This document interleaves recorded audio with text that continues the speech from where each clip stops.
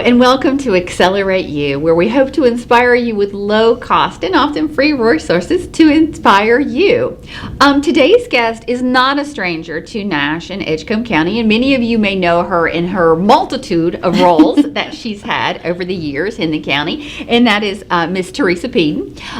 If her name sounds familiar to you, it should, because for many, many, many years at both Wilson Community College and Nash Community College and Wake Tech Community College, Theresa worked with business and industry. She was a small business center director, among one of many titles, I'm sure, and helped entrepreneurs get started and grow and all that kind of good stuff. But today she's here in a different capacity, and today she is wearing the hat of a project coordinator for Falls of the Tar Bicentennial event that's going to take place here in Rocky Mount, North Carolina at the Rocky Mount Mills and a couple of other places, because we've got some dedications going on, and then we've got a big gala and a bunch of stuff. But before we get talking about the event, I want to talk about the low cost and often free resources that we try to supply you with here on Accelerate You.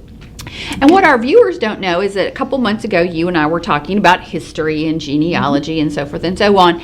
And you said, I don't know if you remember exactly what you said. You said, Gina, there's a lot of that stuff out there for free. And I said, no, I did not know that. So with a new year and with the interest in history, let's just say me. Let's just take me as an example. I decided in 2025 I want to research my roots, all right? You said that there are low cost and free resources. Because when I think of that, I think, the commercials. Let's think about the commercials. We think of Ancestry.com, right? Correct. And in full disclosure, I've never been to Ancestry.com. I don't know how it works or any of that. But if I don't have the money to join, or I don't want to commit to that now, but I want to start researching my history, where do I go? What do I do first?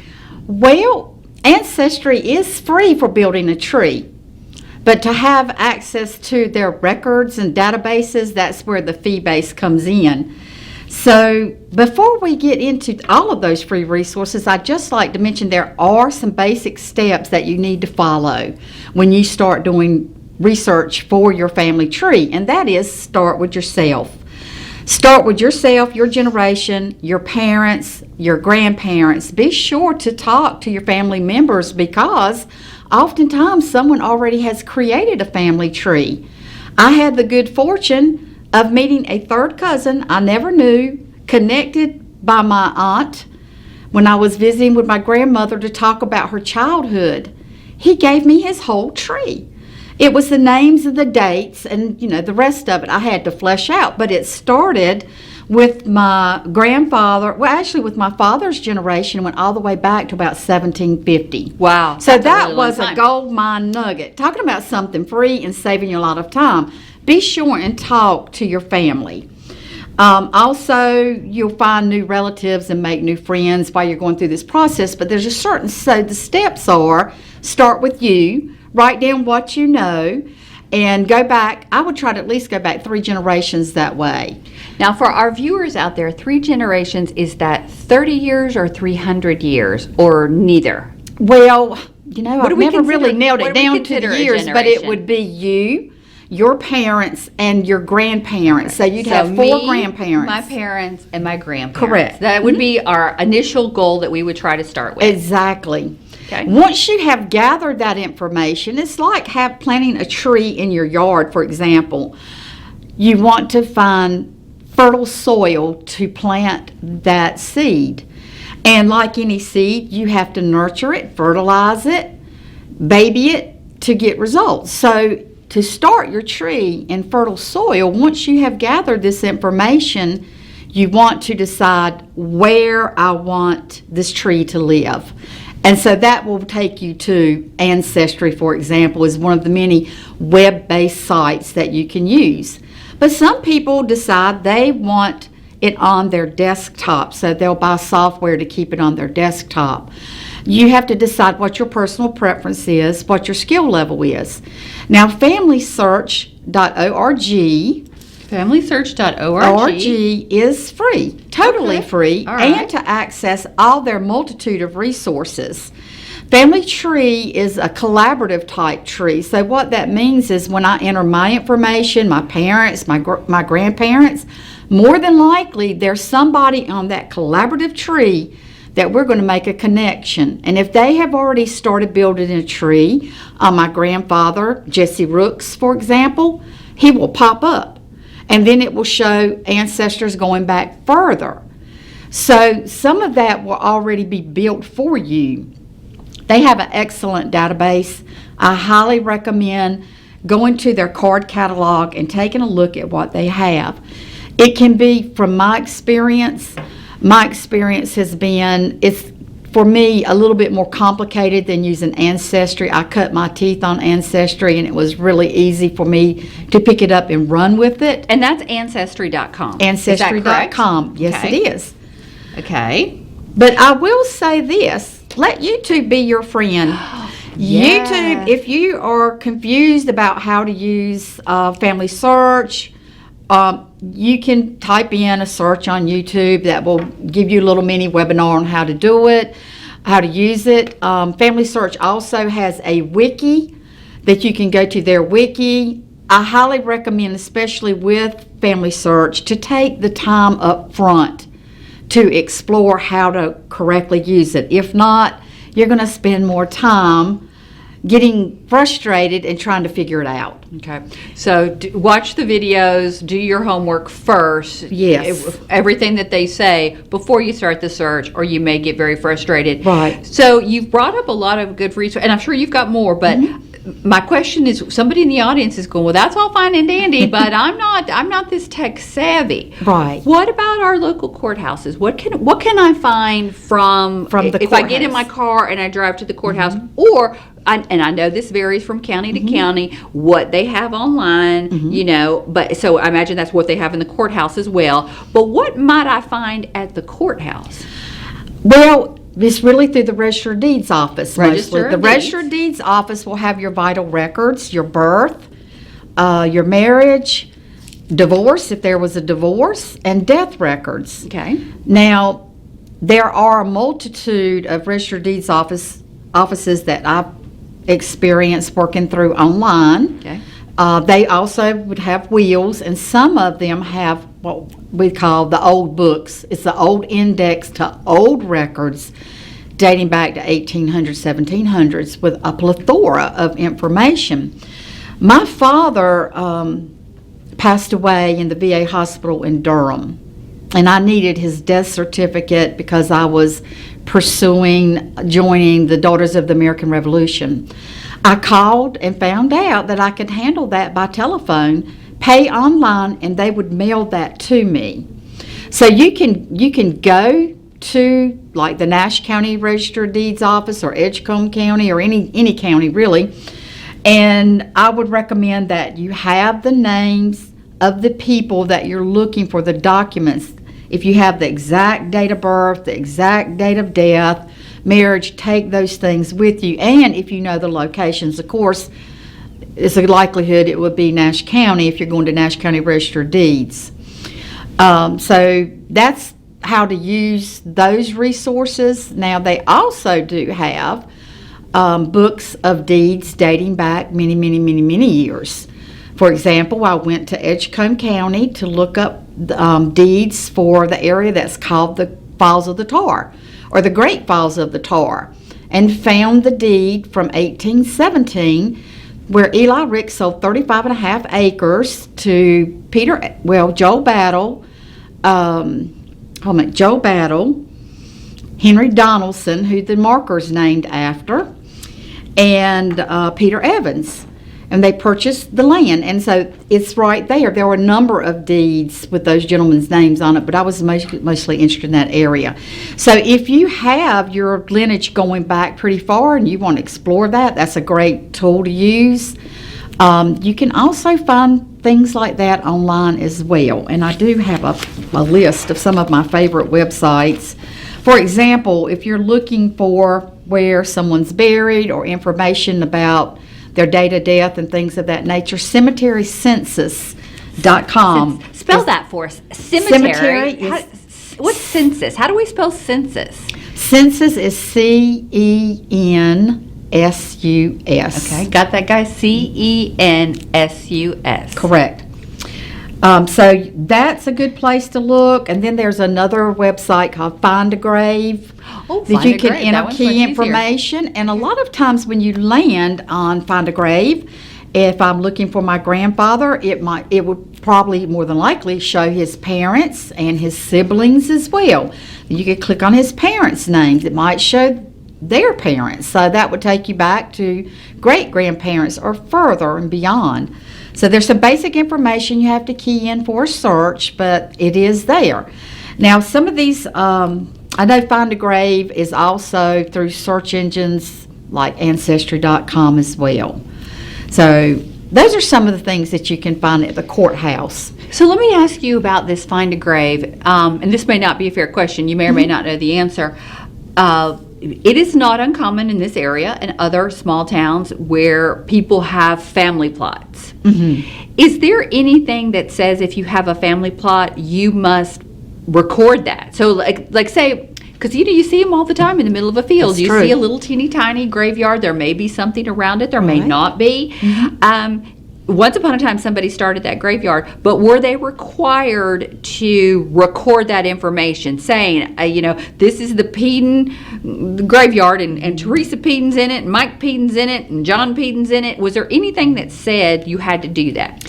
I don't believe so. Okay. But there has been, I've had quite a bit of a discussion with some friends of mine about going back to old cemeteries like that and having the right to access the graves if you do find it. If it's on private property, you do have to ask permission. Now, cemetery census that we mentioned, and even Find a Grave, as far as that goes, there are volunteers who will record that information. So it's really worth a look on both of those sites. And so it sounds like what you're also saying is if I'm a historian and maybe I have my family grave that's a small plot, I can give that information to those folks and they can put it in the database. Correct. So if somebody is looking for a mutual great, I might have put it there. That's true. Okay, very good, very good. Because I always wonder about that. You always Right. wonder about those little graveyards. Do people know that they're there? I mean, who's accountable for them and those types of things? And I know that the regulations in the state of North Carolina are rather lax when it comes to burying folks. Right. I'm sure there are cemeteries that have been lost to time. I'm sure of that. And it can be difficult to find. I was looking for my great-great-grandparents and had an awful time trying to find them. And one day I see pictures of the cemetery on Ancestry.com. And I ever since had a burning desire to find that cemetery. It only took me a year or more to figure that out, but one day it dawned on me, go find the person that originally shared the picture of the headstone Okay. and write her. And I did, and she told me where they were located. Okay. But then I had to find out who owned the property. And I finally was able to do that and go actually to the site where they rested. And that was just so overwhelming. Wow. Then did you then go and let people know? Did you record it in any sort of way? Not Not really. yet? What I did say the name of the owners of the property.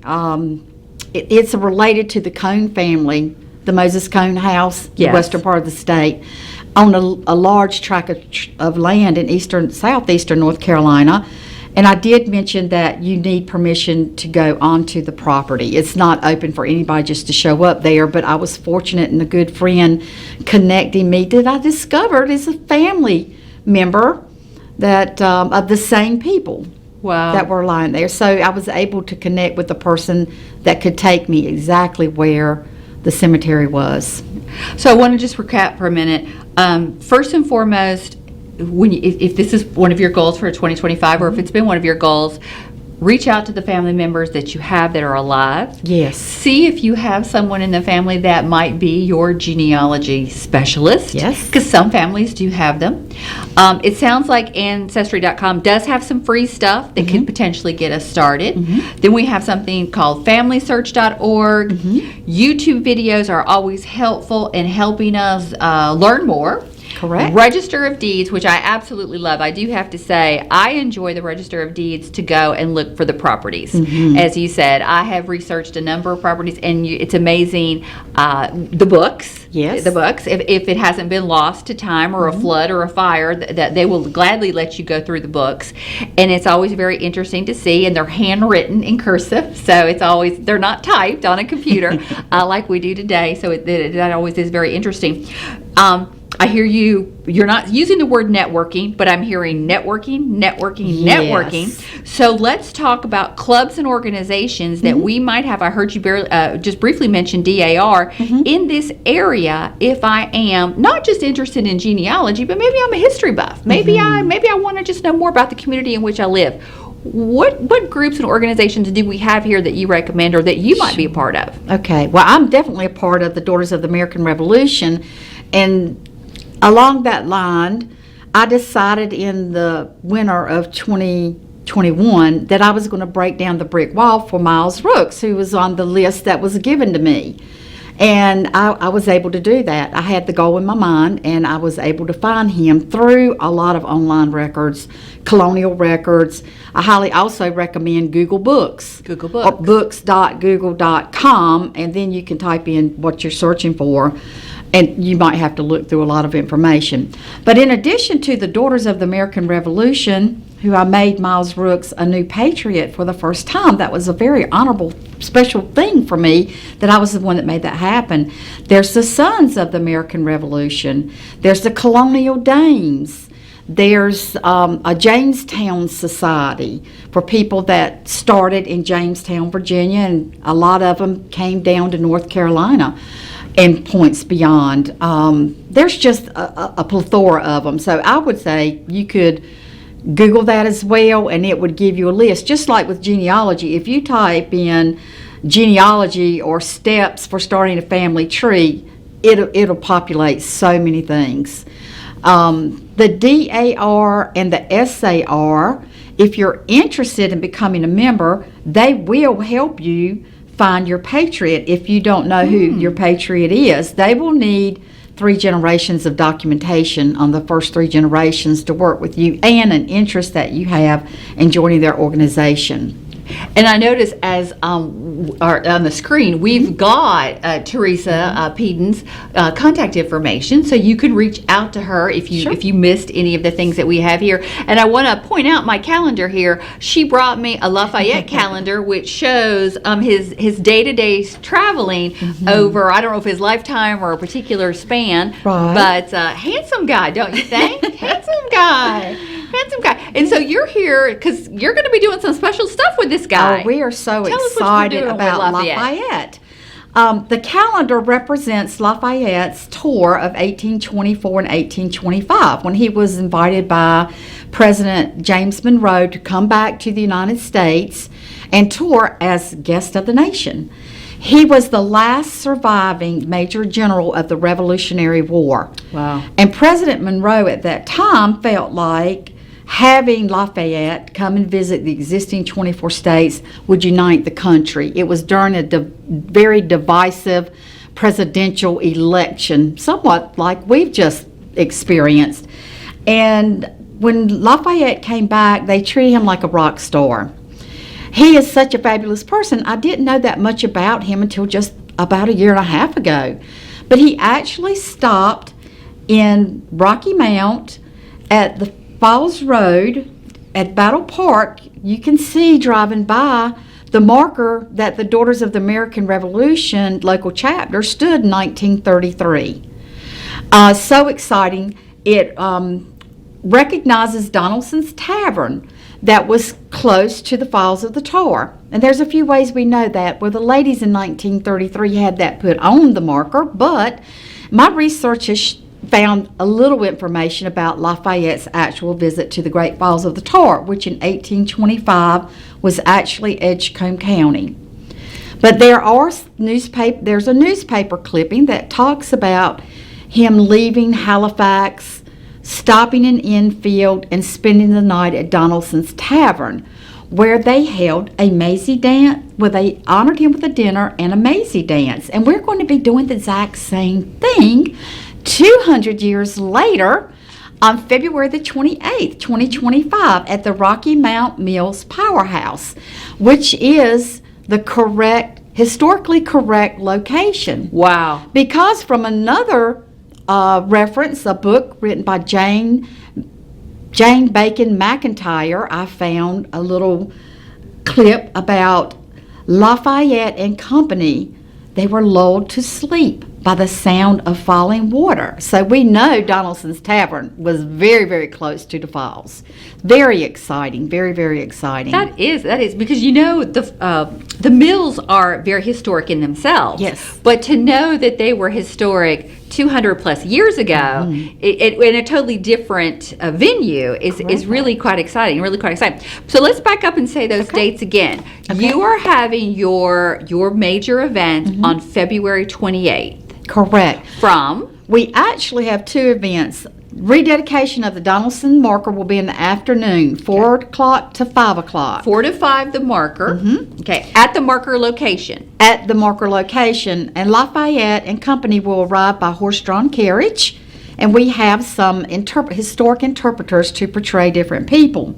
We are asking and requesting, it's free and open to the public, but we are requesting registration so we know how many chairs to rent, as we would like to accommodate as many people as we possibly can with seating. Gotcha. Now, the Lafayette Falls of the Tar Bicentennial Banquet and Dance will follow the marker rededication, 6:30 to 9 p.m. And that requires tickets. It is a ticketed event. And those are going quickly. Yes, they are. And they are $100. $65.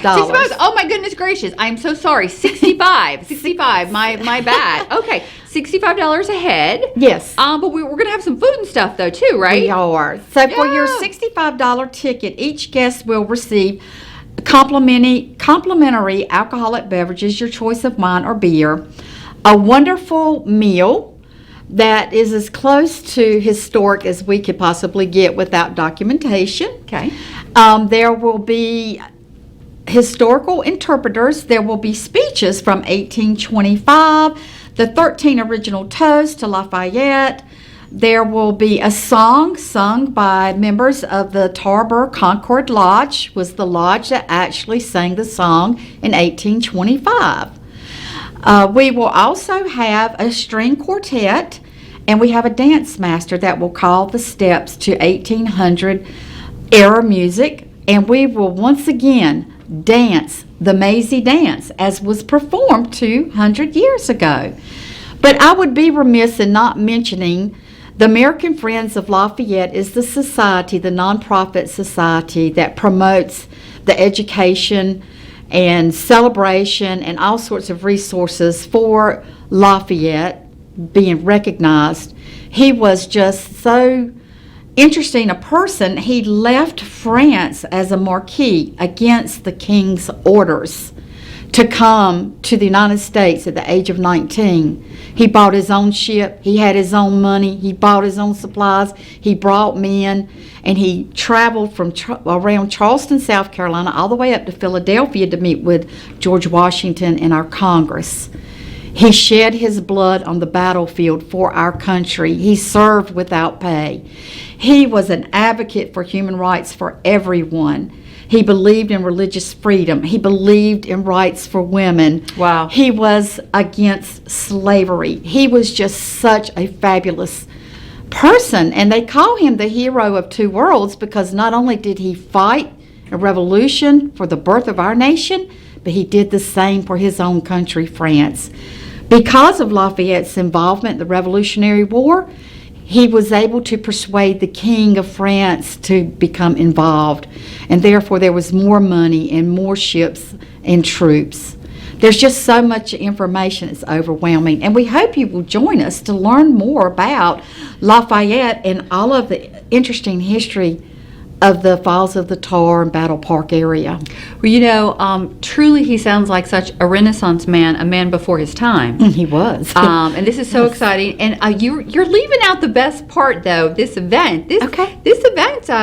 You're going to try to make it as period correct as possible. Yes. So this means we can dress up. Yes. Thank you, Gina. Thank you for reminding me of that. Yes, attire for the banquet and dance is Regency era attire is admired but not required. Not required. Oh, I love that. Admired but not required. Sure. So there you go, folks. You can get out your Bridgerton. Yes. Get your streaming services up and watch you some Regency era shows. Actually, if you Google Regency era, and I hate that we keep going back to the Google because not everybody likes the computer. Right. It doesn't matter whether they're tech savvy; they just don't like them. Once again, to use your word, a plethora of stuff will come up, and there's a lot of stuff you probably already have in your closet that you could tweak a little bit and wear. So we are so excited. Yes. So we've got the marker from 4 to 5, and then directly following that from 6:30, the event at the Mills. Yes. The marker is free. The event at the Mills is not. We would like for you to register for the marker if you can. If you can't, we understand. We'd like for you to still come. And then you will need tickets, and so you will need to contact Ms. Peaden at some of those contact informations that we've been showing at the bottom of the screen. Correct. Or reach out to WIG. And they'll get you in touch with me, and I can get you in touch with Theresa. Well, I cannot believe we are almost out of time, and there's so much more that we could cover. I just want to add one thing. You do not have to wear the Regency era attire. You can wear cocktail semi-formal clothing as well. That's right. So that's what I'm saying. You probably already got it in your closet. No need to stress over this. It's just going to be so much fun with like-minded folks that love history and are just very excited about all of this. So thank you so much for coming in this morning. I know you're a very busy woman, and we thank you so much. Until next time, we will see you on Accelerate You.